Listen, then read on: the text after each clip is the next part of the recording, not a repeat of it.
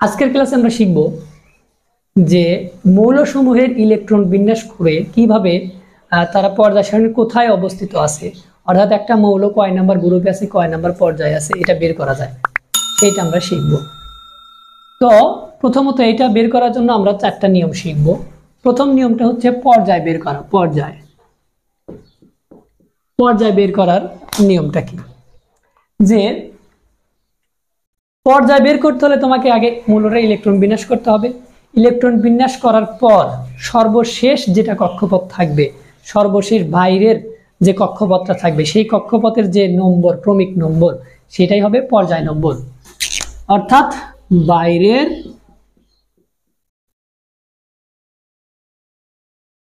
কক্ষপথ নম্বর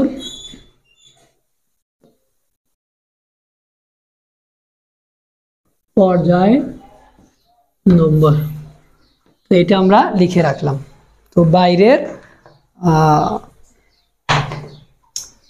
যে কক্ষপথের নম্বর সেটাই হবে হচ্ছে পর্যায় নম্বর। তো এখন আমরা দেখি একটু উদাহরণের মাধ্যমে। যেমন আমরা একটা মৌল লিখি, সেটা হচ্ছে এই যে বেরিলিয়াম লিখলাম, এটার ইলেকট্রন বিন্যাস 1s2 2s2। তাহলে দেখো বেরিলিয়াম হচ্ছে 4 নম্বর মৌল, তার ইলেকট্রন বিন্যাস দেখো এইটা হচ্ছে 1, মানে এটা হচ্ছে 1 নম্বর কক্ষপথ, এটা 2 আছে, যেমন এটা দ্বিতীয় নম্বর কক্ষপথ। তার মানে বেরিলিয়ামের সর্বশেষ কক্ষপথ কত নম্বর কক্ষপথ? 2 নম্বর কক্ষপথ। এই যে 2 নম্বর কক্ষপথ, এটাই হচ্ছে পর্যায়। অর্থাৎ বেরিলিয়ামটা কয় নম্বর পর্যায়ে অবস্থিত? 2 নম্বর পর্যায়ে অবস্থিত। এরপরে পর্যায় এভাবে প্রত্যেকটা এভাবে বের করতে হবে যে সর্বশেষ কক্ষপথ যেটা সর্বোচ্চ নম্বর থাকবে সেটাই হবে পর্যায় নম্বর। তো এখন আসো আমরা একটু গ্রুপ বের করা শিখি। তো গ্রুপ বের করতে হলে প্রথমত 3টা নিয়ম আমাদের শিখতে হবে। তো গ্রুপ বের করার জন্য তো নিয়ম 3টা শিখতে হবে। নিয়ম 1 নম্বর নিয়ম। 1 নম্বর নিয়মটা কি, যে মৌলসমূহকে ইলেকট্রন বিন্যাস করার পর যদি দেখি সর্বশেষ শক্তি স্তরে সর্বশেষ কক্ষপথে s অরবিটাল আছে, সর্বশেষ কক্ষপথে s অরবিটাল আছে, তাহলে সেক্ষেত্রে s অরবিটালের উপর যে কয়েকটি ইলেকট্রন থাকবে সেটাই হবে তার গ্রুপ নম্বর। তো দেখো আমরা একটা উদাহরণ দেখি। অর্থাৎ s অরবিটালে অরবিটাল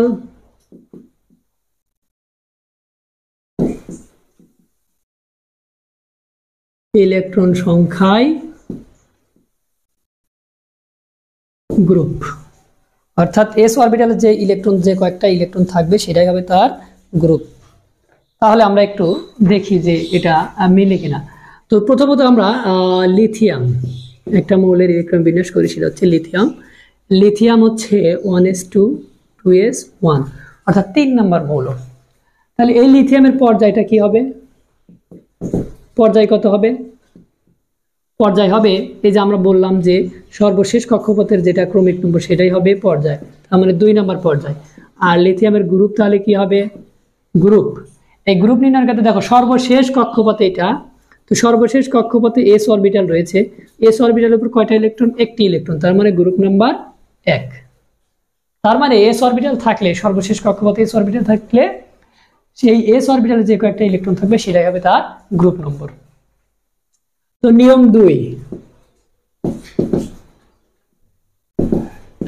2 নম্বর নিয়মটা কি, যদি s অরবিটালের সাথে p অরবিটালটা থাকে তাহলে আমরা কিভাবে তার গ্রুপ নম্বর বের করব? তো s অরবিটালের সাথে যদি p অরবিটাল সহ থাকে তাহলে আমরা ওই s আর p অরবিটালের যে কয়েকটা ইলেকট্রন থাকবে তার সাথে আরো 10 যোগ করে দেব, দিলেই তার গ্রুপ নাম্বার আমরা পেয়ে যাব।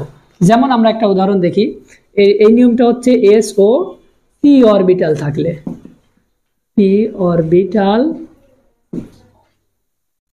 থাকলে মাত্র 3টা নিয়ম, কিন্তু এই একটা নিয়ম আর এইটা হচ্ছে 2 নম্বর নিয়ম, যে s ও p অরবিটাল থাকলে যেমন আমরা একটা উদাহরণ করি যে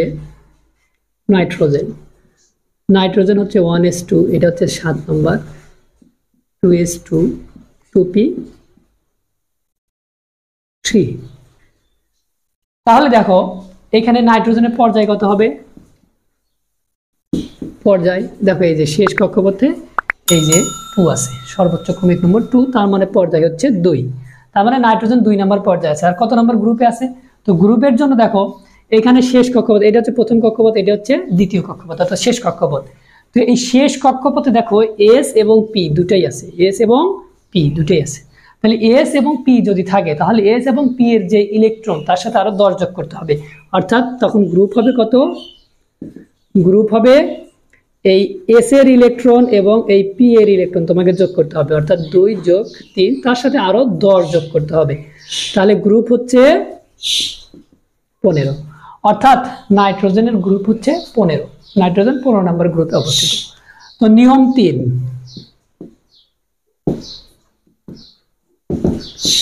3 নম্বর নিয়মে হচ্ছে যদি ডি অরবিটাল থাকে এবং সেই সাথে ডিও এস অরবিটাল থাকে, অর্থাৎ ডি অরবিটাল থাকবে এবং তার পরের কক্ষপথের এস অরবিটাল থাকবে, ডি এবং এস থাকবে, সেই ক্ষেত্রে আমরা এই ডি এবং এস এর যে ইলেকট্রন থাকবে, ডি এবং এস এর সর্বমোট যে ইলেকট্রন থাকবে, তো এইটা হচ্ছে একটা নিয়ম আর এইটা একটা নিয়ম যে শুধু এস অরবিটাল। তাহলে ডি এবং এস অরবিটাল যদি থাকে তাহলে ডি এবং এস এর মোট যতগুলো ইলেকট্রন আছে সবগুলো ইলেকট্রন আমরা যোগ করে দিব। যেমন আমরা একটা উদাহরণ দেখি যে এফি, এটা হচ্ছে 26, তাহলে 1s2, 2s2, 2p6, 3s2, 3p6, 3d এবং 4s 18 আর 2 এটা হচ্ছে 6। তাহলে দেখো এই যে এফি এর ইলেকট্রন বিন্যাস হচ্ছে এটা।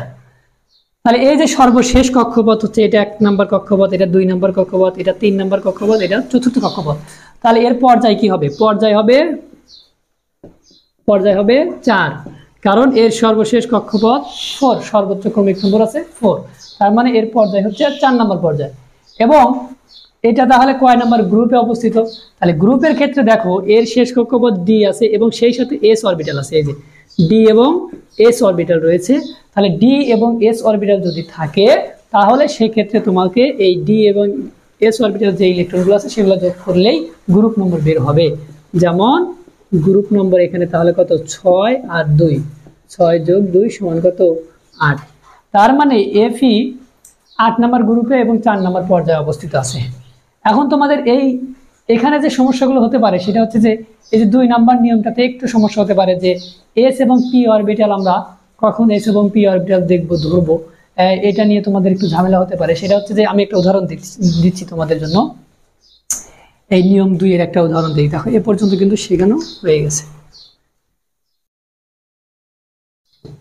তো এইখানে দেখো আর একটা আমি মূলের উদাহরণ করব, সেটা হচ্ছে যে যেমন আমরা সোডিয়াম করি 1s2, 2s2, 2p6, 3s1। দেখো সোডিয়াম হচ্ছে 11 নম্বর মৌল। তাহলে এইটা হচ্ছে কক্ষপথ, এটা হচ্ছে কক্ষপথ, এইটা হচ্ছে কক্ষপথ। তাহলে এখানে আমাদের তাহলে সর্বোচ্চ ক্রমিক নম্বর কত আছে? এটা হচ্ছে 3, তার মানে পর্যায় 3। তার মানে সোডিয়াম কত নম্বর পর্যায়ে অবস্থিত? 3 নম্বর পর্যায়ে অবস্থিত। তাহলে সোডিয়ামের গ্রুপ নম্বর কত? তাহলে সোডিয়ামের গ্রুপ নাম্বার বের করার জন্য এখন দেখো কি হয়, আমরা কি করব? আমরা বেশিরভাগ স্টুডেন্ট এটা ভাবি যে এই যে এখানে পি আছে, এখানে এস আছে, তার মানে এস আর পি আছে, তাহলে এস আর পি 6 আর 1 7, তার সাথে আরো 10 যোগ করলে 17 নাম্বার। কিন্তু না, দেখো এই যে পি অরবিটালটা যে আছে, পি অরবিটাল কিন্তু দ্বিতীয় নাম্বার, অর্থাৎ এখানে কিন্তু এই যে এইটা হচ্ছে 2 নম্বর কক্ষপথ, এটা 2 নম্বর কক্ষপথ, এইটা হচ্ছে 3 নম্বর কক্ষপথ। তার মানে এই সোডিয়ামের শেষ কক্ষপথ হচ্ছে 3 নম্বর কক্ষপথটা। এই 3 নম্বর কক্ষপথে কিন্তু 3p আছে, কিন্তু 3p তে কোনো ইলেকট্রন নেই, তাই 3p এখানে লেখা হয়নি। তাহলে এই 2p ডাই এই 3s এর সাথে তুমি যোগ করতে পারবে না, অর্থাৎ এই পর্যন্ত যে কক্ষপথ 3 নম্বর কক্ষপথে যদি s এবং p থাকতো তাহলে আমরা তার সাথে 10 যোগ করতাম। কিন্তু এখানে শুধু কি আছে? s অরবিটাল, তার মানে শুধু s অরবিটাল আছে, তাহলে প্রথম নিয়মটা হবে, অর্থাৎ এর গ্রুপ নাম্বার হবে 1। আশা করি তোমরা বুঝতে পেরেছো। আর কোনো ইলেকট্রন বিন্যাস করে গ্রুপ পর্যায় নির্ণয়ের ক্ষেত্রে আর কোনো সমস্যা হবে না ইনশাআল্লাহ।